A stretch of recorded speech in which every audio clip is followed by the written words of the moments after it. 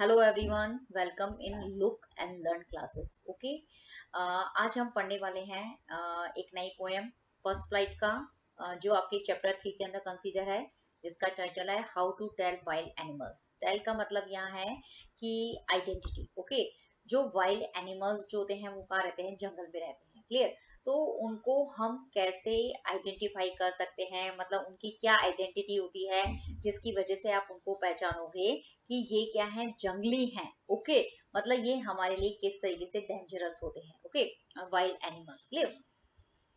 अब this humorous poem suggests some dangerous way to identify wild animals. Read it aloud, keeping to a strong and regular rhythm. Okay, humorous poem का मतलब होता है कि ये poem कैसी है? फनी poem है। Okay, एकदम फनी वे से आपको मतलब ये बता देगी, वो डेंजरस वे के बारे में आपको बताएगी, जो किसको आइडेंटिफाई करते हैं? वाइल्ड एनिमल को मतलब क्या करते हैं? आइडेंटिफाई करते हैं। ओके, तो इसमें वाइल्ड एनिमल्स की आइडेंटिटी को क्या किया गया है? बहुत ही फनी तरीके से क्या किया गया है, यहाँ पे बताया गया है। तो आपकी पूरी पोएम को क्या करना है? रीड इट अलाउड, पूरा पोएम पढ़ना है तेज, keeping to a strong and regular rhythm. एक प्रॉपर जो रिदम होती है ना, उससे पढ़ना है। क्लियर?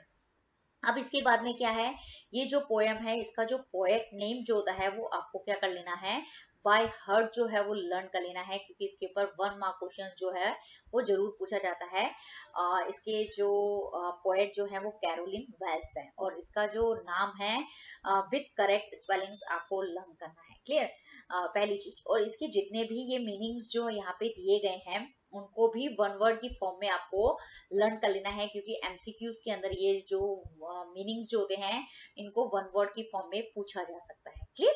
ये दूसरी चीज। ओके, अब हम पोएम को क्या करते हैं? स्टार्ट करते हैं। सबसे पहले जो हमारी पोएम है, इसका अंदर जो फर्स्ट स्टैंजा है उसको आप रीड कीजिए। If ever you should go by chance to jungle in the east, and if there should to you advance a large and tawny beast, if he roars at you as you are dying, you all know it is you will, oh sorry, okay, you will know it is the Asian law. Okay, यहाँ पे ये बताया गया है कि if ever you should go by chance, यदि आप by chance कहाँ चले जाएं, मतलब जो ईस्ट के अंदर जो जंगल है। ओके, ईस्ट के अंदर जंगल होने का मतलब ये होता है कि वर्ल्ड के अंदर जो ईस्टर्न कंट्री जो है, उनके अगर जंगल के अंदर, वर्ल्ड के अंदर जो ईस्ट के अंदर जो कंट्री है उसके जंगल के अंदर यदि आप बाई चांस जाते हैं, तो आप वहां पे देखेंगे and if there should to by chance advance, और यदि आप वहां पे क्या करते हैं? उन जंगलों के अंदर क्या करते हैं? एडवांस का मतलब होता है वॉक करते हैं, मतलब जाते हैं। If there should to you advance, advance का मतलब वॉक करना। तो मतलब बाई चांस आप वर्ल्ड की जो ईस्टर्न कंट्रीज जो होती हैं उसके जंगल के अंदर यदि आप क्या करते हैं, यदि आपको मौका मिले, मतलब अगर आप जाते हैं, वॉक करते हैं, वहां पे जाते हैं चला के, तो a large and tawny beast, तो आप वहां पे क्या देखते हैं? मतलब यदि आपके सामने क्या जाए, एक बहुत बड़ा सा लार्ज, मतलब बहुत बड़ा सा, मतलब जिसकी मतलब जो आपको मतलब बड़ा एनिमल्स जो है ना वो आ जाए।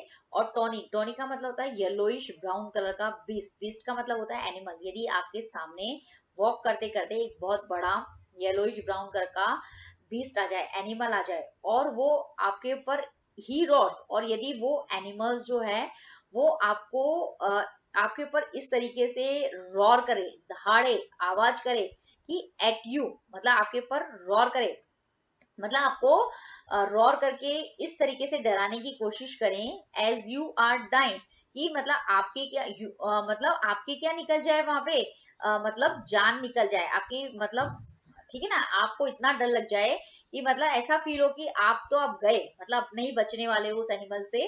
तो you will know it is the Asian lion, तो वो जो बीस्ट है वो कौन है?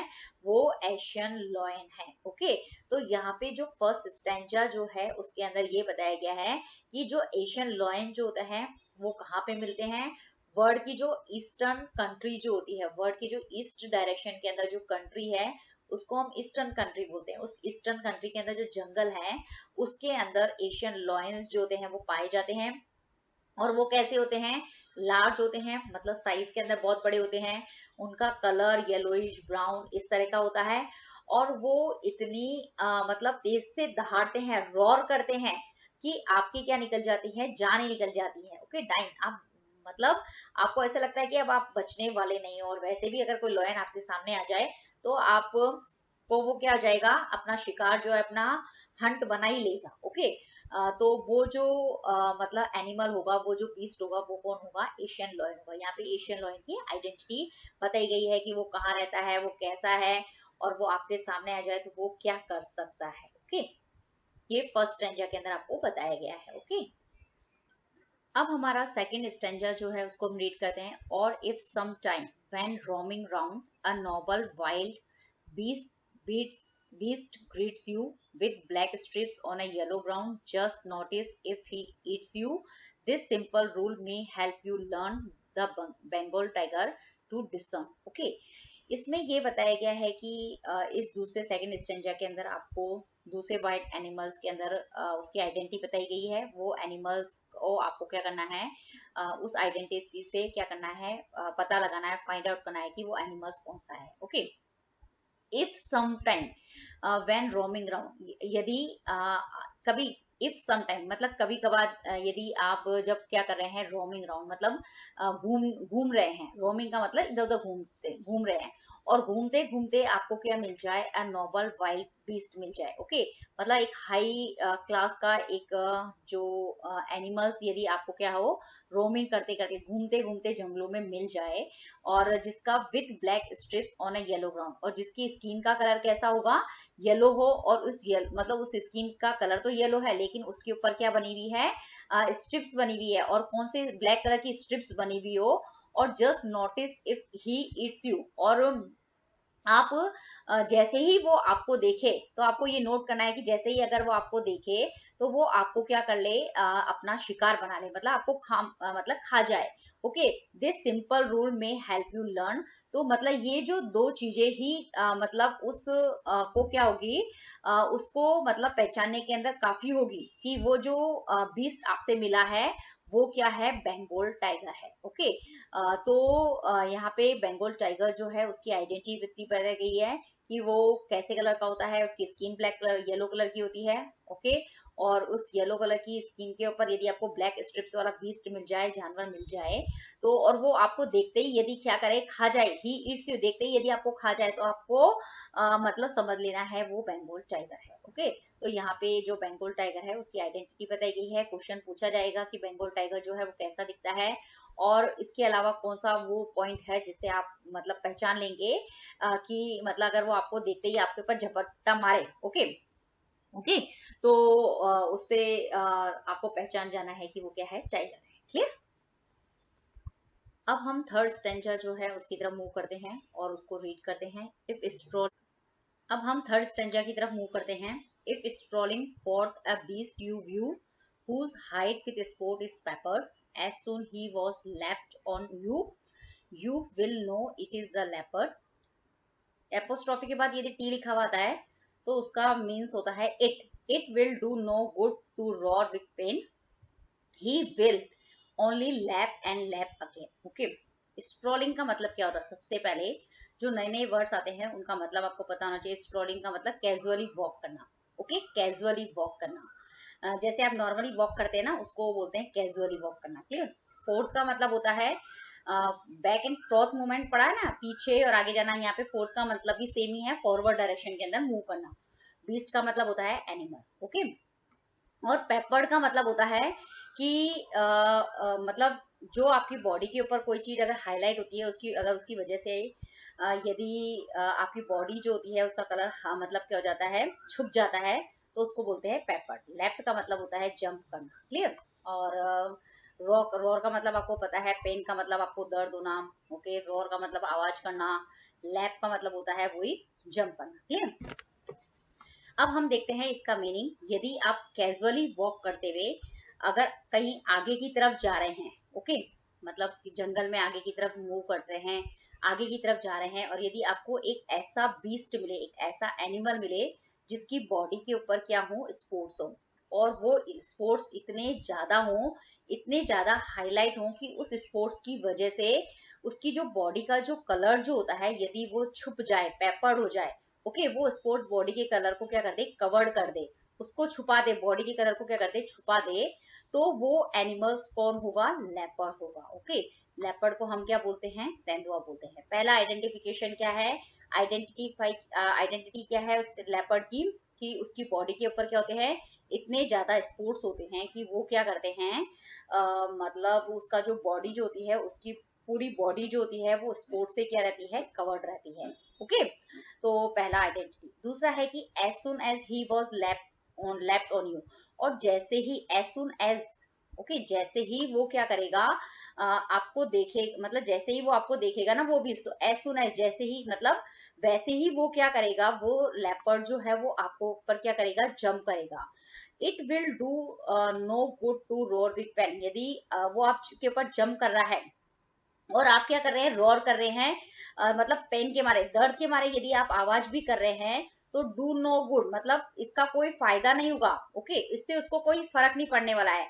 अगर आप ज्यादा पेन से आवाज, दर्द से आवाज करेंगे, तो वो क्या करेगा, आपके ऊपर लैप करेगा, लैप एंड लैप अगेन, मतलब बार बार क्या करेगा, जंप कर करके आपको क्या करेगा, मार देगा। ओके, और आपको क्या बना लेगा, अपना शिकार बना लेगा, प्रे बना लेगा।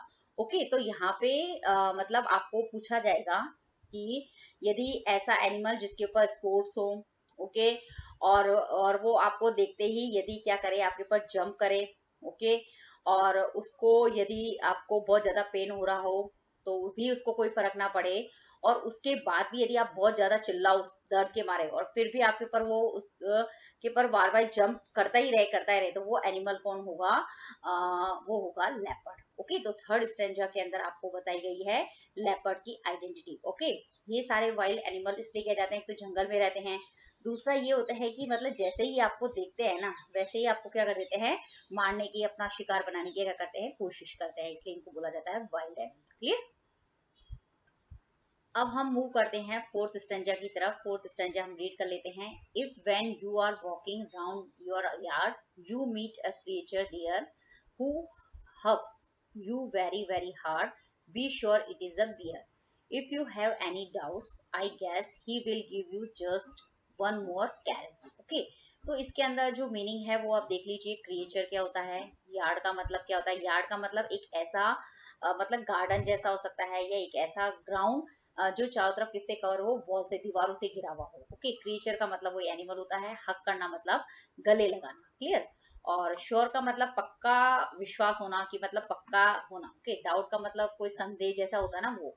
ओके, कैरिस का मतलब वो टाइटली हक करना आपको। क्लियर। अब हम इसका मीनिंग समझ लेते हैं।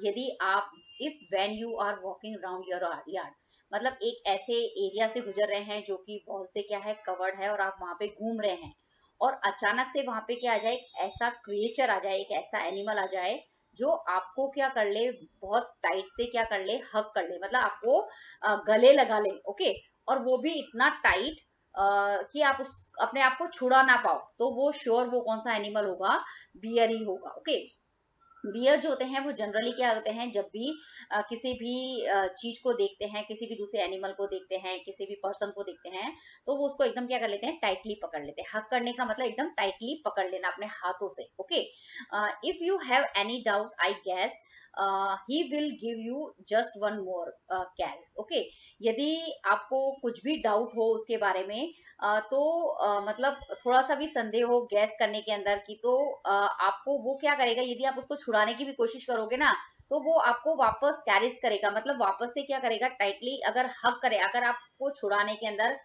मतलब आप उसको छुड़ाना, उससे मतलब बचना चाहो, तो भी वो आपको क्या करेगा, कैरिज करेगा, वापस से क्या करेगा, टाइटली हक करेगा। और इतना ज्यादा टाइटली हक करते हैं ये बियर्स, तो उसमें आपकी क्या निकल सकती है, जान भी निकल सकती है। तो ये जो फोर्थ स्टेंजा जो है, तो उसके अंदर यहाँ पे बियर की आइडेंटिटी बताई गई कि ये भी एक वाइल्ड एनिमल है जो जंगल के अंदर रहता है, और इतना एक ऐसा एनिमल जो आपको क्या कर सकता है, जैसे ही आप मतलब अगर आपको मतलब क्या कर लेता है, टाइटली पकड़ लेता हो कोई भी ऐसा एनिमल, तो वो क्या होगा, बियर ही होगा। ओके, अब हम मूव करते हैं फिफ्थ स्टेंजा की तरफ। क्लियर। अब हम फोर्थ स्टेंजा को क्या करते हैं, रिवाइज करते हैं, पढ़ते हैं। तो to distinguish beast of prey and novice might nonplus the crocodile you always may tell from the hyena, thus hyenas come with merry smiles, but if they weep, they are crocodiles. Okay, तो यहाँ पे सबसे पहले हम meanings देख लेते हैं. Distinguish का मतलब होता है डिफरेंस. ओके, बीस्ट का मतलब होता है एनिमल, और प्रे का मतलब होता है उनका शिकार. ओके, नोवाइस का मतलब होता है अनएक्सपीरियंस्ड, कोई भी जिसको ज्यादा पता नहीं हो, नया नया जो होता है ना उसको बोलते हैं नोवाइस. ओके, नॉन प्लस का मतलब होता है कंफ्यूज्ड. ओके, यहाँ पे क्रोकोडाइल का मतलब होता है मगरमच्छ, और हाइना का मतलब होता है ये जो होता है ना, ये जो एनिमल जो है वो इसको बोलते हैं हम हाइना. क्लियर. मैरी का मतलब होता है खुशी भरा स्माइल देना. ओके, और वीप का मतलब होता है आंसू जो होते हैं ना. ये यहाँ पे इसके कुछ मीनिंग्स है जो आपको देखने हैं. तो यहाँ पे बताया गया है though to distinguish beast of prey and novice might nonplus, मतलब एक कोई भी अनएक्सपीरियंस जो होता है वो कंफ्यूज्ड होगा. ओके, किसके अंदर कंफ्यूज्ड होगा कि किस तरीके से एनिमल्स जो होते हैं उनका जो प्रे जो होता है वो किस तरीके से मतलब किस तरीके से बीस्ट जो होते हैं वो अपना प्रे जो है वो पकड़ते हैं. उनके बीच में डिफरेंस करना किसी भी जो अनएक्सपीरियंस जो होगा उसके लिए बताना जो होगा वो क्या होगा, वो उनके बीच में जो डिफरेंस जो होगा ना, डिस्टिंग्विश करना, वो थोड़ा क्या होगा, नॉन प्लस होगा, थोड़ा सा कंफ्यूज होगा, उसको मतलब पता नहीं होगा. लेकिन जो जानते हैं कि मतलब the crocodile you always may tell from the hyenas, मतलब यदि किसी को बोलना हो कि क्रोकोडाइल और हाइना के बीच में आपको डिफरेंस बताना है, तो उसको उसका जो डिफरेंस जो है वो हम किस बेस पे बता सकते हैं, इन दोनों एनिमल को हम कैसे डिस्टिंग्विश कर सकते हैं, कैसे इन दोनों के बीच में डिफरेंस बता सकते हैं, वो बता सकते हैं इन दोनों एनिमल का कि ये दोनों एनिमल्स जो होते हैं वो अपना शिकार जो है वो कैसे पकड़ सकते हैं. लेकिन कोई भी नोवाइस, कोई भी नया जो है, जो अनएक्सपीरियंस्ड है, वो क्या होगा, इन दोनों एनिमल्स के बीच में जो डिफरेंस है उसको बताने में क्या होगा, कंफ्यूजन उसको जरूर होगा, उसको मतलब कंफर्म जो है वो पता नहीं होगा. क्लियर. तो सब हम देखते हैं कि अब हमें देखना है, क्योंकि हमें भी नहीं पता है. आज हम फर्स्ट टाइम देखेंगे कि हाइना और क्रोकोडाइल के बीच में जो डिफरेंस जो है वो हम कैसे कर सकते हैं. तो आप यहाँ पे देखेंगे कि जो hyenas come with merry smile, मतलब हाइना जब भी अपने प्रे के पास जाता है, अपना प्रे का क्या करता है, शिकार करने की कोशिश करता है, तो उसके जो फेस पे जो स्माइल, मतलब एक मैरी स्माइल होती है, खुशी का स्माइल होता है, वो हमेशा हंसता हंसता अपने प्रे को क्या करता है, हंट करता है, शिकार करता है. But if they weep they are crocodiles, लेकिन जब भी क्रोकोडाइल अपने शिकार के पास में जाता है तो वो ऐसे मतलब क्या निकालता है, अपने आंखों से क्या निकालता है, जैसे रोता हुआ जो होता है ना, आंसू निकालता है. ओके, तो दोनों के जो मतलब शिकार करने का जो तरीका है वो दोनों का अलग अलग है. एक तो अपने प्रे को पकड़ेगा, हाइना जो है वो अपने प्रे को पकड़ेगा एक स्माइल देके, और क्रोकोडाइल जो होगा अपने प्रे का शिकार करेगा आंसू के, मतलब रोता हुआ. ओके, तो हम बोलते हैं ना मगरमच्छ के आंसू, मतलब नकली आंसू, मतलब वो क्रोकोडाइल जो है वो सिर्फ आंसू निकाल रहा है, सिर्फ नकली है वो, मतलब सिर्फ उसको प्रे को अपने को जाल में फंसाने के लिए. ओके, तो जो ये फोर्थ स्टैंजा जो है इसके अंदर हमें बताया गया है कि जो हाइना है और जो क्रोकोडाइल है ये दोनों वाइल्ड एनिमल्स होते हैं, और इन दोनों को आप किस तरीके से आइडेंटिफाई कर सकते हैं. तो यहाँ पे देखेंगे कि ये जो क्रोकोडाइल का पिक्चर है ये वाला, इसमें ये देखेंगे ये आंसू दिख रहा, मतलब निकलते हुए दिख रहे हैं, और यहाँ पे इसके फेस पे अगर आप ऐसे थोड़ा सा देखेंगे तो आपको लगेगा कि थोड़ा मुंह खुला, मतलब थोड़ा स्माइल दे रहा है. तो ये फोर्थ स्टैंजा के अंदर हमें क्रोकोडाइल और हाइना की आइडेंटिटी बताई गई है. तो यदि कोई एनिमल मैरी स्माइल के साथ में अपना शिकार पकड़ता है वो हाइना, यदि ऐसा एनिमल जो मतलब प्रे तो कर रहा है लेकिन उसके मतलब जो फेस है उसके ऊपर मतलब बिल्कुल खुशी नहीं हो. ओके, और बल्कि आंसू निकालने का मतलब खुशी शो ना करे वो, उसको हम बोलते हैं क्रोकोडाइल. क्लियर. अब हमारा 6 स्टेंजा है उसको हम रीड कर लेते हैं. The true chameleon is small a lizard sort of thing, he has not any ears at all and not a single wing. If there is nothing on the tree, it apostrophe के बाद t आता है तो उसको आप बोलेंगे it is the chameleon you see. okay, जो 6 stanza है उसके अंदर एक ऐसे एनिमल के बारे में बताया गया है जिसका साइज क्या है, यदि छोटा है. ओके, और वो क्या है कि किसकी जैसे दिखता है, जो लिजार्ड होती है उसकी जैसे, जैसे छिपकली होती है ना उसको हम बोलते हैं लिजार्ड. ओके, और वो किसकी जैसे दिखता है, लिजार्ड की जैसे दिखता है. और जिसके क्या होते हैं, कान नहीं हो, और जिसके क्या है, विंग भी नहीं है, और वो ट्री पे भी नहीं रहता है, मतलब ग्राउंड के अंदर रहता है. ओके, फील्ड के अंदर जनरली ये आपको क्या दिखता है, दिखाई देगा. तो ये जो एनिमल्स जो है वो कौन है, कैमिलियन है। कैमिलियन का मतलब होता है गिरगिट। ओके, तो आप इसको देखेंगे, it is the chameleon you see. Okay, तो ये है कौन, गिरगिट। मतलब गिरगिट वाइल्ड एनिमल है, क्योंकि ये भी क्या रहता है, फील्ड के अंदर रहता है, तो इसको हम बोल सकते हैं वाइल्ड। और इसकी आइडेंटिटी क्या हो गई है कि एक ऐसा एनिमल जो कैसा हो, लिजार्ड की जैसे क्या हो, स्मॉल हो, जिसके कान, ईयर्स और विंग्स नहीं होते हैं, जो कहाँ रहता है, ग्राउंड के अंदर रहता है, और ट्री के ऊपर नहीं रहता, मतलब ग्राउंड के अंदर, फील्ड के अंदर रहता है। और इसके अंदर क्या कैपेसिटी होती है कि ये एनवायरमेंट के अकॉर्डिंग जो होता है वो अपना कलर बदल लेता है। ओके, तो इसको हम बोलते हैं गिरगिट। आपने नाम भी सुना ना, जैसे ऐसे बोलते भी ना कि गिरगिट की तरह रंग नहीं बदलो, कि तो कैमिलियन एक ऐसा एनिमल है जो क्या करता है कि एनवायरमेंट के अकॉर्डिंग अपना कलर बदल लेता है। तो पर्सन भी ऐसे ही होते हैं जो सिचुएशन के अकॉर्डिंग क्या होते हैं, हर बात पे क्या हो जाती है, बदल जाते हैं। तो उसका कंपैरिजन जो है, ऐसे पर्सन का कंपैरिजन हम किससे करते हैं, कैमिलियन से करते हैं। ओके, तो सिक्स स्टैंजा के अंदर आपको किसे मतलब किसकी आइडेंटिटी बताई गई है, कैमिलियन की आइडेंटिटी बताई गई है। तो यहाँ पे हमने पूरी पोयम पढ़ ली है, और इस पूरी पोयम के अंदर जो फर्स्ट स्टैंजा जो है उसके अंदर एशियन लॉयन की, सेकंड स्टैंजा के अंदर बंगाल टाइगर की, थर्ड के अंदर लेपर्ड की, एंड फोर्थ स्टैंजा के अंदर बियर की, एंड फिफ्थ के अंदर क्रोकोडाइल एंड हाइना की, एंड सिक्स स्टैंजा के अंदर आपको कैमिलियन की आइडेंटिटी बताई गई। तो आपको ऐसे भी पूछ सकते हैं कि फिफ्थ स्टैंजा के अंदर किसकी है, सिक्स स्टैंजा में किसकी आइडेंटिटी है। तो वो आपको जो एनिमल्स जो हैं उसको भी सीक्वेंस वाइज ही आपको क्या करना है, लर्न करना है, और सबकी आइडेंटिटी से के बेस पे सिर्फ वन वर्ड की फॉर्म में भी आपको क्या कर सकते हैं, क्वेश्चन पूछ सकते हैं, या फिर एनिमल देके उसकी आइडेंटिटी पूछी जा सकती है। दूसरा, पोएट नेम कैरोलियन वेल्स जो है, आपको इसका पोएट नेम जो है वो आपको लर्न कर लेना है।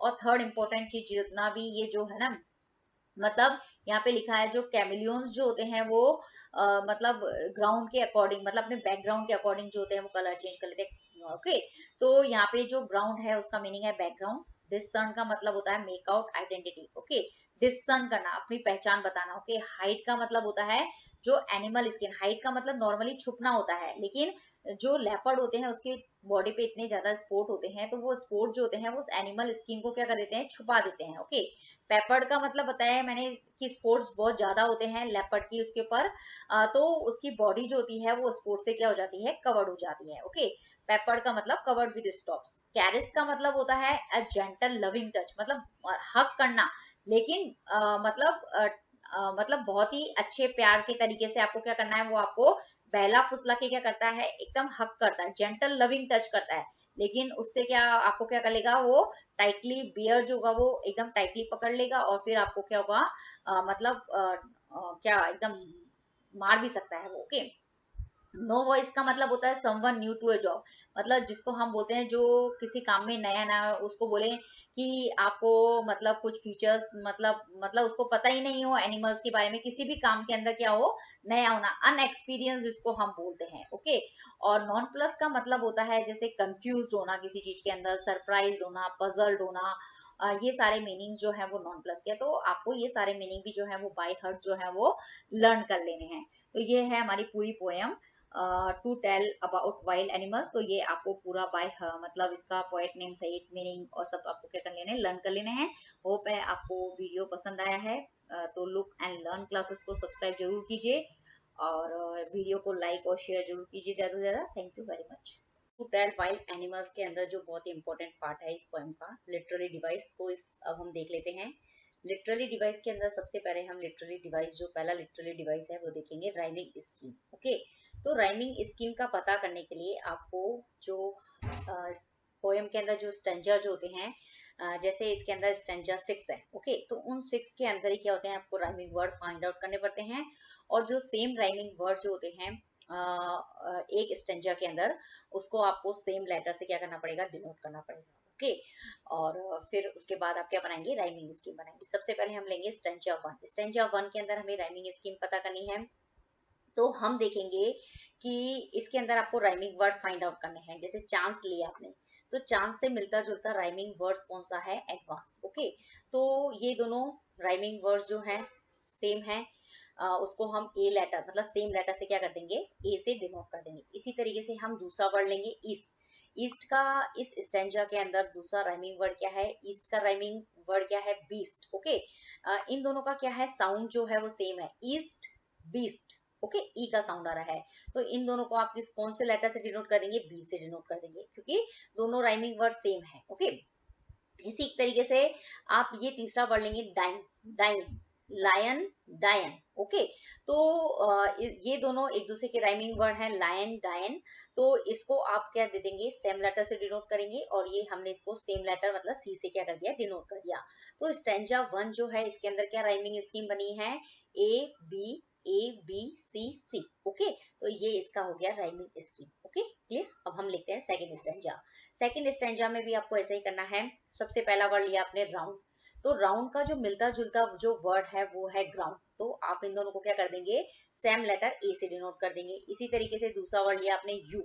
ओके, यू से मिलता जुलता दूसरा वर्ड है यू। ओके, तो ये दोनों राइमिंग मतलब दोनों एक मतलब राइमिंग है, तो इसको आप दे देंगे बी से, आप क्या कर देंगे, बी लेटर से क्या कर देंगे, इसको डिनोट कर देंगे। इसी तरीके से जो लर्न है, लर्न का जो राइमिंग वर्ड है वो है डिसन। ओके, इसको आप क्या करेंगे, सी से क्या करेंगे, मतलब लर्न, डिसन एक दूसरे के राइमिंग वर्ड हैं, तो इसको आप क्या कर देंगे, एक नया लेटर सी से क्या कर देंगे, डिनोट कर देंगे। तो सेकेंड स्टैंजा के अंदर भी क्या राइमिंग स्कीम बनी, A B C C. Okay, तो जो ये राइमिंग स्कीम स्टैंजा 1 के क्या है, एक जैसी है। ओके, अब हम तीसरा स्टैंजा लेते हैं, उसके अंदर भी राइमिंग वर्ड लेते हैं, व्यू। तो व्यू का जो राइमिंग, व्यू, यू का साउंड आ रहा है, तो यू वाला साउंड वाला कौन सा वर्ड है, यू। ओके, तो व्यू और यू ये दोनों क्या है, सेम राइमिंग वर्ड है, एक दूसरे के राइमिंग वर्ड हैं, तो इसको हम ए लेटर से डिनोट कर देंगे। इसी तरीके से आपको लेना है पेपर। ओके, पेपर का राइमिंग वर्ड है लेपर्ड। ओके, तो इसको आप क्या कर देंगे, बी से डिनोट कर देंगे। इसी तरीके से पेन, पेन का राइमिंग वर्ड है पेन अगेन। ओके, तो इसको हम सी लेटर से क्या कर देंगे, डिनोट कर देंगे। तो जो थर्ड स्टैंजा है उसके अंदर भी जो राइमिंग स्कीम है वो क्या है, ए बी और सी सी। ओके, तो अभी तक हमने देखा कि फर्स्ट, सेकंड, थर्ड तीनों स्टैंजा की जो राइमिंग स्कीम जो है वो क्या है, ए बी और सी है। क्लियर। अब चलते हैं फोर्थ स्टैंजा की तरफ। अब आपको इसके अंदर देखना है, यार्ड का राइमिंग वर्ड क्या है, यार्ड, हार्ड। तो दोनों एक दूसरे के राइमिंग है, सेम लेटर से डिनोट कर देंगे, ए।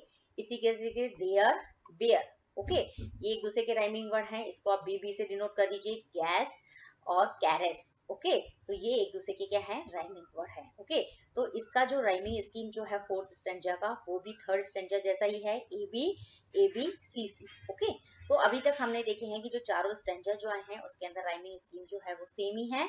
अब चलते हैं हम फिफ्थ स्टैंजा की तरफ। अब है, हम लेते हैं वर्ड प्रे में। ओके, ये दोनों एक दूसरे के राइमिंग वर्ड हैं, ए लेटर से डिनोट कर दीजिए, सेम लेटर से डिनोट कर दीजिए, वो सेम लेटर हमने लिया है, ए। क्लियर। इसी तरीके से नॉन प्लस दस, नॉन प्लस दस।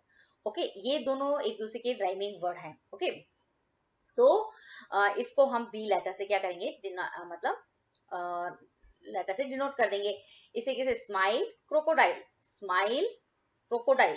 तो इसमें ये दोनों एक दूसरे के क्या है, राइमिंग वर्ड है, इसको आप सेम लेटर सी से क्या कर देंगे, डिनोट कर देंगे। तो इसके अंदर भी आप राइमिंग स्कीम देखेंगे, फिफ्थ स्टैंजा के अंदर कौन सी बनी है, A B C C. Okay, अब हम चलते हैं नेक्स्ट स्टैंजा की तरफ। उसमें भी आपको राइमिंग स्कीम पता करनी है, तो राइमिंग वर्ड आपको फाइंड आउट करने पड़ेंगे। तो स्मॉल, ऑल, तो इसको आप क्या कर दीजिए, स्मॉल और ऑल एक दूसरे के राइमिंग वर्ड है, सेम लेटर से डिनोट करिए, वो सेम लेटर हमने इनको दे दिया है, ए। क्लियर। इसी तरीके से थिंग, थिंग का राइमिंग वर्ड है थिंग, विंग। तो इसका जो हो मतलब इसको आपने दे दिया बी। इसी के तरीके से ट्री जो है उसका राइमिंग वर्ड है ट्री, सी। ओके, तो इसको आपने नाम दे दिया मतलब तीसरा एक लेटर जिसका नाम है सी और सी। तो इनका जो सिक्स स्टैंजा है उसके अंदर भी जो राइमिंग स्कीम जो बनी है वो क्या है, ए बी और सी सी। तो आपने देखा कि जो पूरी पोयम जो है how to tell wild animals, इसके अंदर राइमिंग स्कीम क्या है, ए बी और सी सी। क्लियर। अब हमारा दूसरा लिटरली डिवाइसेस है एसोनेंस। ओके, तो आपको पूरा स्टैंजा जो है पढ़ लेना है। एसोनेंस का मतलब ये होता है जिसके मतलब जो पोएम की जो लाइन होती है, यदि उसके अंदर वोवल साउंड वाले वर्ड्स यदि प्रोमिनेंट हो तो उसको हम बोलते हैं एसोनेंस। तो सबसे पहले आपको पता होना चाहिए कि वोवल क्या होता है, ए ई, आई, ओ, यू जो होते हैं वो वोवल होते हैं। यदि इनमें से किसी भी एक लेटर मतलब किसी भी एक वोवल का जो साउंड यदि बार बार रिपीट हो रहा है तो उसको हम बोलते हैं, उस लिटरली डिवाइस को हम बोलते हैं एसोनेंस। ओके, तो सबसे जो पहली लाइन जो है आपको पूरा स्टेंजा पढ़ लेना है। ओके, और लाइन के अंदर, हर लाइन के अंदर आपको क्या देखने हैं, कोई मतलब कोई वोवल साउंड वाले वर्ड जो है वो प्रोमिनेंट तो नहीं है। जैसे फॉर एग्जांपल जैसे आपने लिया if ever you should go by chance, तो आप देखेंगे कि इस लाइन के अंदर जो फर्स्ट लाइन जो है स्टेंजा 1 की जो फर्स्ट लाइन है या फिर थर्ड लाइन है या फिर फिफ्थ लाइन है, इनके अंदर आप देखेंगे कि ये जो ओ मतलब यू शुड ओ गो, तो इसके अंदर ओ साउंड वाला जो वर्ड जो है वो ज्यादा मतलब बार बार ही रिपीट हो रहे हैं। इसी तरीके से शुड टू यू मतलब जो थर्ड लाइन जो है इसके अंदर भी ओ साउंड वाले जो वर्ड हैं मतलब क्या हो रहे हैं, बार बार रिपीट हो रहे हैं। रॉड्स, यू और ये भी क्या है, वोवल साउंड वाले ही वर्ड है तीनों, जो सेम मतलब इसी मतलब एक ही लाइन के अंदर है। ओके, तो आप देखेंगे कि यदि किसी एक लाइन के अंदर यदि वोवल साउंड वाले वर्ड यदि ज्यादा से ज्यादा रिपीट होते हैं या उसके अंदर वोवल साउंड जो होता है वो बार बार अगर रिपीट होता है किसी लाइन के अंदर, तो उस लिटरली डिवाइस को हम बोलते हैं एसोनेंस। क्लियर? और आपको पता होना चाहिए कि वोवल साउंड क्या होती है। वोवल साउंड जो होता है ए, ई, आई, ओ, यू, इनका जो साउंड जो होता है ना उसको हम बोलते हैं वोवल साउंड। क्लियर? अब हमारा अब हम स्ट्रेंजा 1 के अंदर थर्ड लिटरली डिवाइस देखते हैं। थर्ड लिटरली डिवाइस हमें देखना है एंजॉयमेंट। एंजॉयमेंट क्या होता है कि मतलब आप क्या जाते हैं, पोएम की जो फर्स्ट लाइन मतलब जो पोएम की अगर आप एक लाइन से दूसरी लाइन तक जाते हैं तो जो पहली लाइन का जो लास्ट वर्ड होता है मतलब किसी भी लाइन का लास्ट वर्ड जो होता है यदि उसके बाद कोई पंक्चुएशन मार्क्स जो है अगर यूज ना किया जाए तो उसको हम बोलते हैं एंजॉयमेंट। ओके, तो जैसे सपोज ये फर्स्ट लाइन है if ever you should go by chance. Okay, ये पोएम की एक लाइन है जिसमें है लास्ट वर्ड है चांस, इसके बाद में कोई पंक्चुएशन मार्क्स जो है वो यूज नहीं किया है और बिगर पंक्चुएशन मार्क्स यूज करे ही हम कहाँ गए हैं, पोएम की सेकंड लाइन के ऊपर आ गए हैं। ओके, पंक्चुएशन मार्क क्या होता है, फुल स्टॉप, कॉमा, सेमीकोलम, एपोस्ट्रोफी, इस तरह के जो होते हैं ना पंक्चुएशन मार्क्स इसको हम बोलते हैं। तो मतलब यदि सेंटेंस पोएम की जो लाइन होती है उसके लास्ट जो वर्ड होता है उसके बाद में कोई पंक्चुएशन मार्क्स यूज किए बगैर ही आप सेकंड लाइन पे आ जाओ तो उसको हम बोलते हैं एंजॉयमेंट। इसी तरीके से जो पोएम की जो थर्ड लाइन है एडवांस, मतलब इसमें भी क्या हुआ है कि पोएम की थर्ड लाइन से जब आप फोर्थ लाइन के ऊपर आए हो तो जो पोएम की जो थर्ड लाइन के बाद में एडवांस वर्ड के बाद में कोई पंक्चुएशन मार्क्स यूज नहीं किया गया है, इसको हम बोलते हैं एंजॉयमेंट। क्लियर? अब इसी तरीके से आप देखेंगे कि जो पोएम की फिफ्थ लाइन का जो लास्ट वर्ड है इसके बाद भी किसी तरह का पंक्चुएशन मार्क्स यूज नहीं किया गया है। ओके, तो इसको और हम कहाँ गए हैं, पोएम मतलब इसकी लास्ट लाइन पे आ गए हैं, स्टेंजा 1 की लास्ट लाइन पे आ गए हैं। क्लियर? लाइन तक आ गए हैं। ओके, तो लाइन के बाद में कोई पंक्चुएशन मार्क्स जो है वो यहाँ पे यूज नहीं किया गया है, इसको हम बोलते हैं एंजॉयमेंट। क्लियर? अब हमें स्टेंजा 1 के अंदर फोर्थ लिटरल डिवाइस है इनवर्जन। इनवर्जन का अंदर क्या होता है कि कोई भी यदि पोएम सॉरी इंग्लिश के अंदर यदि सेंटेंस का क्या होता है कंपोजिशन करनी पड़ती है तो उसमें सबसे पहले क्या आता है, सब्जेक्ट आता है, उसके बाद में आती है वर्ब, उसके बाद में आता है ऑब्जेक्ट। ओके, लेकिन आप पोएम की थर्ड लाइन को पढ़िए, if there should to you advance. Okay, तो यहाँ पे क्या है कि ये जो मतलब लाइन है इसके अंदर लिटरली डिवाइस जो है वो यूज किया गया है इनवर्जन। ओके, तो आप देखिए कि यहाँ पे क्या है, देयर जो है वो सब्जेक्ट हो गया, शुड जो है वो हेल्पिंग वर्ब है और यहाँ पे एडवांस जो है वो वर्ब है और टू यू जो है वो है ऑब्जेक्ट। ओके, मैंने क्या बताया है कि इंग्लिश के अंदर यदि किसी सेंटेंस का क्या करना है आपको कंपोजिशन करना है तो सबसे पहले सब्जेक्ट, फिर आएगी हेल्पिंग वर्ब, फिर उसके बाद में आएगा वर्ब और फिर उसके बाद में आएगा ऑब्जेक्ट। क्लियर? तो इस लाइन के अंदर आप देखेंगे कि सबसे पहले आ गया सब्जेक्ट। ओके, ये आ गया आपका सब्जेक्ट। ओके, सब्जेक्ट के बाद में आनी चाहिए आपकी हेल्पिंग वर्ब और हेल्पिंग वर्ब के बाद में आना चाहिए था एडवांस। क्या आना चाहिए था, एडवांस, क्योंकि सब्जेक्ट, हेल्पिंग वर्ब, फिर आनी चाहिए वर्ब, मेन वर्ब और उसके बाद में आना चाहिए था आपका ऑब्जेक्ट टू यू। ओके, तो यहाँ पे क्या है कि there should advance to you, इस तरह का क्या होना चाहिए, कंपोजिशन जो होता है वो ही क्या होता है, राइट कंपोजिशन होता है। लेकिन इसके अंदर क्या गया है कि ये जो ऑब्जेक्ट टू यू है इसको क्या रखा गया है, वर्ब के पहले रखा गया है, जबकि ऐसा नहीं होता है। इसको मतलब क्या होना चाहिए, मतलब टू यू को एडवांस के बाद में आना चाहिए। क्लियर। तो इसको ये उल्टा है ना, उल्टा हो रहा है यहाँ पे। सब्जेक्ट मतलब ऑब्जेक्ट को आप वर्ब से पहले कैसे रख सकते हैं, इसलिए आप इसको बोलते हैं इन्वर्जन। क्लियर।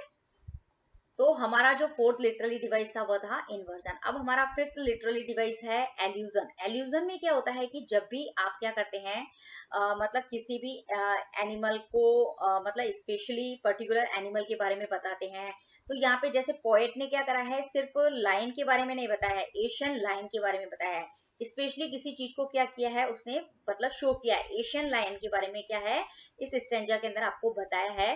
तो यदि आप किसी पर्टिकुलर चीज को मेंशन करते हैं, पर्टिकुलर पर्सन, कोई भी थिंग है या कोई भी एनिमल है, उसको यदि उसके नाम से क्या करते हैं, यदि मेंशन करते हैं, तो उसको हम बोलते हैं एल्यूजन। ओके, एल्यूजन, ALLSION, एल्यूजन का स्पेलिंग ये होता है। तो इसके अंदर जो फिफ्थ लिटरल डिवाइस जो है वो यूज किया गया है वो है एल्यूजन। क्लियर। स्टेंजा 1 के अंदर हमने राइमिंग स्कीम देख लिया, एंजाइमेंट देख लिया, एजोनेंस देख लिया, एंड उसके बाद में हमने इन्वर्जन देखा। यहाँ पे शुड टू यू एडवांस, इसमें हमने इन्वर्जन देखा। और एशियन लायन, मतलब लायन भी कौन सी तरह का बताया है, एशियन लायन, मतलब पर्टिकुलर लायन के बारे में यहाँ हमें बताया गया है, तो इसको हम बोलते हैं एल्यूजन। ओके, तो इस तरीके से फिफ्थ लिटरेरी डिवाइस जो है हमने इस मतलब क्या किए हैं स्टेंजा 1 के अंदर देखे हैं। क्लियर। अब जो सेकंड स्टेंजा के अंदर जो मतलब लिटरली डिवाइस है वो हमें फाइंड आउट करने हैं। सबसे पहले हमने क्या कर ली थी, इसकी राइमिंग स्कीम जो है वो फाइंड आउट कर ली थी। तो राइमिंग स्कीम के अंदर हमने देखा था कि इसके अंदर जो स्टेंजा सेकंड जो है उसके अंदर हमने राइमिंग स्कीम देखी थी, ए बी और सी सी। ओके, ये इसकी क्या थी, राइमिंग स्कीम थी। अब हम इसके अंदर दूसरा लिटरली डिवाइस देखते हैं एसोनेंस। तो आपको क्या करनी है, पूरा जो ये स्टेंजा जो है उसको पढ़ लेना है, और उसके अंदर जो वोवल साउंड वाले वर्ड यदि एक ही लाइन के अंदर यदि प्रोमिनेंट हो तो उसको आपको क्या कर लेना है, हाईलाइट कर देना है। तो मैंने ये पूरा स्टेंजा पढ़ लिया था, और उसके बाद मुझे कुछ वर्ड मिले, सम, रोमिंग, राउंड। ओके, सम मतलब इसके अंदर ओ साउंड वाले, मतलब जो ओ साउंड, मतलब इन तीनों वर्ड के अंदर मुझे ओ साउंड जो है वो प्रोमिनेंट, मतलब क्या लग रहा है कि प्रोमिनेंट है। ओके, और ओ क्या है, वोवल। ओके, यदि ये मतलब एक ही लाइन के अंदर यदि वोवल साउंड वाले जो वर्ड यदि प्रोमिनेंट हो तो उसको आप क्या बोलते हैं, एजोनेंस। ओके, तो इसके अंदर दूसरा लिटरली डिवाइस क्या हुआ, एजोनेंस। क्लियर। अब हम इसके अंदर जो तीसरा लिटरली डिवाइस जो है वो आप देखेंगे, एंजॉयमेंट आपको फाइंड आउट करना है। एंजॉयमेंट में आपको मतलब यदि पोयम के अंदर आप क्या जाते हैं, राउंड से यू पे गए तो राउंड के बाद में पंचुएशन मार्क्स यूज हुआ, तो यहाँ पे एंजाइमेंट काम में नहीं आएगा। ग्राउंड से यू पे गए तो ग्राउंड मतलब ग्राउंड से आपने मूव किया, थर्ड से फोर्थ लाइन पे गए तो ग्राउंड के बाद में पंचुएशन मार्क्स आ गया, कॉमा, तो यहाँ पे भी एंजाइमेंट यूज नहीं हुआ। लेकिन आप लर्न से कहाँ जाते हैं, मतलब पोएम की लास्ट लाइन पे जाते हैं, तो लर्न के बाद में कोई पंचुएशन मार्क्स जो है वो क्या किया है, यहाँ पे यूज नहीं किया है। ओके, तो इसको हम बोलते हैं एंजाइमेंट। क्लियर। तो ये आपको थर्ड लिटरली डिवाइस जो है वो सेकेंडरी जो इसके अंदर क्या यूज किया गया है, एंजाइमेंट। क्लियर। अब इसके अंदर जो फोर्थ लिटरली डिवाइस देखना है वो है, इसके अंदर भी मतलब ये जो इस सेकंड स्टेंजा जो है इसकी आप लाइन पढ़िए, दिस सिंपल रूल में help you learn the Bengal tiger to discern. तो आपको इसके अंदर कौन सा लिटररी डिवाइस जो है वो आपको देखने को मिल रहा है, तो आप देखेंगे यू क्या है, सब्जेक्ट है, लर्न क्या है, वर्ब है, द बेंगोल टाइगर क्या है, ऑब्जेक्ट है, और टू क्या है, ये भी वर्ब है। तो मतलब जब हम इंग्लिश का यदि आपको प्रॉपर कंपोजिशन करना है सेंटेंस का, तो आपको क्या करना पड़ेगा कि पहले सब्जेक्ट रखना पड़ेगा, उसके बाद में आपको वर्ब रखनी पड़ेगी, और वर्ब के बाद में आपको यदि कोई दूसरी वर्ब है, दो वर्ब है अगर सेंटेंस के अंदर, तो उसके बीच में टू लगाना पड़ेगा। लेकिन और सबसे लास्ट में आपको क्या रखना पड़ेगा, ऑब्जेक्ट रखना पड़ेगा। मतलब कुल मिला के ये जो बेंगोल टाइगर जो है वो किसके बाद में आना चाहिए, to discern Bengal tiger. Okay, इस तरीके से इसका कंपोजिशन होना चाहिए। लेकिन ये गलत वे है कि इसमें क्या है कि कैसे रखा गया है, you learn the Bengal tiger to discern, मतलब इसके अंदर जो बेंगोल टाइगर जो ऑब्जेक्ट है जिसको सेंटेंस के लास्ट में होना चाहिए था, उसको वर्ब से पहले रख दिया है। ओके, जब भी आप कंपोजिशन करते हैं तो सब्जेक्ट, वर्ब और यदि दो वर्ब होती है तो उसके बीच में टू डिसन जो मतलब दूसरी वर्ब है, डिसन जो है वो दूसरी वर्ब है, उसके बीच में जो टू लगाया है उसके बाद में ये जो मतलब you learn to discern the Bengal tiger. Okay, इस तरह का कंपोजिशन है, मतलब उल्टा कंपोजिशन है। यहाँ पे टू डिसन जो वर्ब है उसको ऑब्जेक्ट के बाद रखा गया है, टू डिसन जो वर्ब है उसको बंगाल टाइगर से क्या रखना चाहिए था, हमें पहले रखना चाहिए था। उल्टा हो रहा है, इन्वर्जन हो रहा है। ओके, इन्वर्ट कर दिया है। ओके, इसको हम बोलते हैं इन्वर्जन। क्लियर। अब इसके अंदर फिफ्थ लिटरेरी डिवाइस जो यूज किया गया है, roaming round. Okay, roaming round कौन सा है, कौन सा लिटरेरी डिवाइस है, एलिट्रेशन। एलिट्रेशन क्या होता है, यदि मतलब एक ही लाइन के अंदर, पोएम की एक ही लाइन के अंदर यदि सेम साउंड वाले वर्ड यदि क्लोजली प्लेस्ड हो, एक दूसरे के बिल्कुल पास पास में रखे हुए हो, तो उसको बोलते हैं हम एलिट्रेशन। रोमिंग, रोमिंग र का साउंड, राउंड र का साउंड। ओके, तो रोमिंग। ओके, तो इसमें किसका साउंड आ रहा है, इनका रो राउंड। ओके, ओ का साउंड आ रहा है, ओ साउंड मतलब इनका जो साउंड जो है वो भी सेम है, और मतलब इनको जो प्रोनाउंस कर रहे हैं तो रो और राउंड मतलब रे का साउंड, मतलब क्लियर। तो मतलब इसके अंदर क्या है कि यदि दो सेम साउंड वाले वर्ड यदि क्लोजली प्लेस्ड हो तो उसको हम बोलते हैं, उस लिटरेरी डिवाइस को हम बोलते हैं एलिट्रेशन। क्लियर। तो सेकंड स्टैंजा के अंदर कौन कौन से हो गए हैं, alliteration, rhyming scheme, inversion, allusion और एजोनेंस जो है वो 5 लिटरेरी डिवाइस जो है वो यूज किए गए हैं। क्लियर। अब हम जो थर्ड स्टैंजा है उसके अंदर लिटरेरी डिवाइस देखते हैं। राइमिंग स्कीम आपको पता है, ए बी और सी सी। क्लियर, ये हमने सबसे पहले देख ली है, क्योंकि राइमिंग स्कीम के लिए हमें सारे स्टैंजा के एक साथ देखनी पड़ती है। ओके, तो अब हम देखेंगे दूसरा लिटरेरी डिवाइस एसोनेंस। ओके, हर लाइन के अंदर आपको क्या करना है, एक लाइन लेनी है पोएम की, अगर उसके अंदर एसोनेंस के अंदर वोवल साउंड वाले वर्ड प्रोमिनेंट हो तो उसको बोलते हैं एसोनेंस, और कॉन्सोनेंस मतलब कॉन्सोनेंट वो साउंड वाले जो वर्ड यदि प्रोमिनेंट हो तो उसको बोलते हैं कॉन्सोनेंस। ओके, तो हमें इसके अंदर दिखा है एसोनेंस, तो स्ट्रोलिंग, फोर्थ और यू, जो इसके अंदर ओ साउंड वाले वर्ड जो है पोएम की जो फर्स्ट लाइन है उसके अंदर सबसे ज्यादा प्रोमिनेंट है, उसको हम बोलते हैं एसोनेंस। इसी तरीके से जो सेकंड लाइन है हुज, स्पोर्ट्स, इसके अंदर भी ये ओ साउंड वाले वर्ड जो है वो एक से ज्यादा है। ओके, तो इसको हम बोलते हैं एसोनेंस। क्लियर। अब आप जो पोएम की लास्ट लाइन जो देखेंगे, इसमें देखेंगे he will lap only, lap and lap. Okay, तो आपको यहाँ पे देखने को मिलेगा कि इसके अंदर जो पोएम की जो लास्ट लाइन जो है उसके अंदर आप देखेंगे कि ल साउंड वाले वर्ड जो है वो मतलब बार बार रिपीट हो रहे हैं। ओके, तो इसको जैसे विल, ओनली, लैप, इसमें ल साउंड वाले वर्ड ज्यादा प्रोमिनेंट हो रहे हैं। तो ल क्या है, कॉन्सोनेंट है, अगर कॉन्सोनेंट साउंड वाले वर्ड ज्यादा प्रोमिनेंट होते हैं तो उसको हम बोलते हैं, उस लिटरेरी डिवाइस को हम बोलते हैं कॉन्सोनेंस। क्लियर। तो ये आपको एसोनेंस, एसोनेंस के बाद में हमने कराया है कॉन्सोनेंस। क्लियर। हम नेक्स्ट लिटरली डिवाइस देखते हैं, इसके अंदर एलिट्रेशन। एलिट्रेशन के अंदर आप देखेंगे कि ही मतलब पोएम पढ़नी है आपको, इसके अंदर यदि दो सेम साउंड वाले वर्ड यदि क्लोजली प्रेस्ड हो तो उसको हम बोलते हैं एलिट्रेशन। ही और हैज, इसमें कॉन्सोनेंट साउंड के जो वर्ड जो है वो प्रोमिनेंट है, मतलब एक ही साउंड, ही है का साउंड और हैज, इसमें भी है का साउंड आ रहा है, तो आप और ये दोनों क्लोजली प्लेस्ड है तो इसको बोलेंगे आप एलिट्रेशन। ओके, तो ये हो गया। अब इसके बाद में आप ये देखेंगे कि जो पोएम की जो लास्ट लाइन जो है उसके अंदर है लैप और लैप, मतलब ये वर्ड जो है लैप और लैप दो बारी रिपीट हो रहा है, इसको आप बोलेंगे रिपीटेशन। इस लिटरली डिवाइस को आप क्या बोलेंगे, रिपीटेशन। ओके, अब इसके अंदर जो एक लिटरली डिवाइस जो है वो यहाँ पे जैसे यहाँ पे वर्ड है लेफ्ट। ओके, फिर यहाँ पे है लेफ्ट। ओके, और यहाँ पे भी एक वर्ड है लेफ्ट। लेफ्ट का जो सही मतलब जो स्पेलिंग होता है वो होता है LEAPT। ओके, और जो लेफ्ट जो लिखा है LEAP, लिप। ओके, और LEAP मतलब ये जो LEP जो है इसका राइट स्पेलिंग है LEAP। क्लियर। तो जो पोएट जो होते हैं उनको मतलब राइमिंग वर्ड सेट करने के लिए या फिर उस वर्ड को एम्फेसाइज करने के लिए मतलब थोड़ा हाईलाइट करने के लिए वो क्या कर सकते हैं, जो कुछ वर्ड जो होते हैं उनकी स्पेलिंग को क्या कर सकते हैं, उनको चेंज करने का क्या मिलता है, लाइसेंस मिलता है, उनको परमिशन होती है कुल मिला के।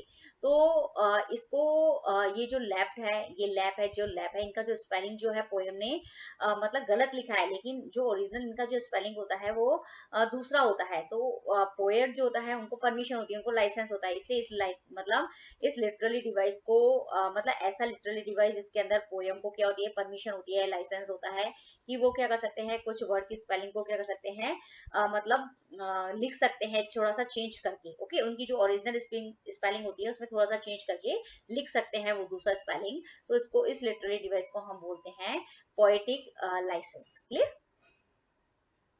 हमारा जो सेकंड स्टैंजर जो था उसके अंदर लिखा था बंगाल टाइगर। ओके, मतलब यहाँ पे टाइगर की क्या बताई गई है, एक स्पेसिफिक टाइगर, स्पेसिफिक रीजन वाले टाइगर को क्या किया गया है, यहाँ पे उसकी आइडेंटिटी बताई गई है। जैसे टाइगर तो होते ही हैं, लेकिन बंगाल टाइगर मतलब बंगाल में पाने वाले जो टाइगर होते हैं उनको यहाँ पे उसकी आइडेंटिटी बताई गई है। इसलिए ये जो मतलब लिटरली डिवाइस जो है सेकंड मतलब सेकंड स्टैंजा में वो है एल्यूजन। ओके, तो यहाँ पे आपका थर्ड मतलब जो है स्टेंजा, वहां तक सारे लिटरेरी डिवाइस जो होते हैं कंप्लीट कर लेते हैं। हम नेक्स्ट पर जाते हैं फोर्थ स्टेंजा की तरफ। स्टेंजा है उसके अंदर हमें लिटरेरी डिवाइस फाइंड आउट करने हैं। तो सबसे पहले आपको पता है कि राइमिंग स्कीम जो है, सबसे पहले हमने ये फाइंड आउट किया था। तो इसमें भी ए बी और सी जो है वो राइमिंग स्कीम है। और ये कैसे बनी है ये आपको मैंने अभी सिखा दिया है। ओके, थोड़ा इससे पहले। ओके, अब आपको दूसरा राइमिंग दूसरा लिटरेरी डिवाइस देखना है एलिट्रेशन। एलिट्रेशन के अंदर क्या होते हैं, यदि किसी पोएम की लाइन के अंदर सेम साउंड वाले वर्ड्स जो हैं यदि क्लोजली प्लेस्ड हो, ओके, या तो एक दूसरे के एकदम जस्ट पास में होंगे या फिर मतलब सेम साउंड वर्ड के बीच में यदि एक दो वर्ड होंगे तो भी वो उस लिटरेरी डिवाइस को आप क्या बोलेंगे, एलिट्रेशन कहेंगे। ओके, जैसे जो फर्स्ट लाइन है उसमें वैन और वॉकिंग। ओके, वैन वॉकिंग वह साउंड आ रहा है। तो ये दोनों का साउंड जो है वो सेम है और ये दोनों क्या है, एक दूसरे के क्लोजली प्लेस्ड है। मतलब इनके बीच में, वैन और वॉकिंग के बीच में जस्ट 2 या 3 वर्ड्स होंगे, मतलब होते हैं ना, तो भी उसको हम क्या बोलते हैं, क्लोजली प्लेस्ड वर्ड ही बोलते हैं। क्लियर। तो इसको हम बोलते हैं एलिट्रेशन। मतलब अब दूसरा जो थर्ड लाइन है हु हग्स, हु हग्स, इसमें किसका साउंड आ रहा है, हु है का साउंड आ रहा है, हग्स है का साउंड आ रहा है। तो सेम साउंड वाले दो वर्ड ये जो है एकदम एक दूसरे के जस्ट पास पास है, तो इसको भी हम एलिट्रेशन बोलेंगे। बी बियर, इसमें भी ये दोनों वर्ड्स जो हैं एक ही लाइन के अंदर हैं, लेकिन मतलब थोड़े से क्या है डिस्टेंस पे होंगे लेकिन चलेंगे, लेकिन उनका अगर साउंड सेम होता है, वो एक ही लाइन में होनी चाहिए लेकिन उनका साउंड सेम है, तो उसको हम बोलेंगे जैसे बी ब का साउंड, बियर ब का साउंड, तो इसको हम बोलते हैं एलिट्रेशन। क्लियर। तो दूसरा लिटरेरी डिवाइस क्या हो गया इसके अंदर, एलिट्रेशन। क्लियर।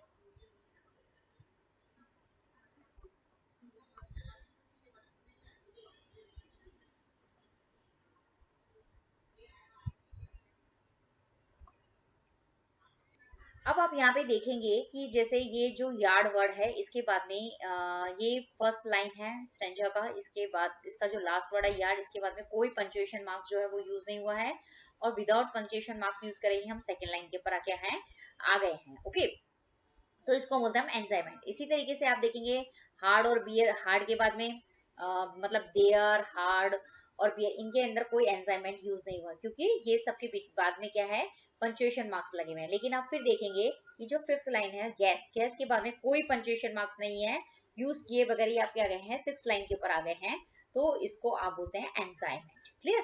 तो ये वो आपके यहाँ पे लिटरली डिवाइस एंजाइमेंट। ओके, अब हम जो फिफ्थ स्टेंजा है उसके अंदर लिटररी डिवाइस को देख लेते हैं।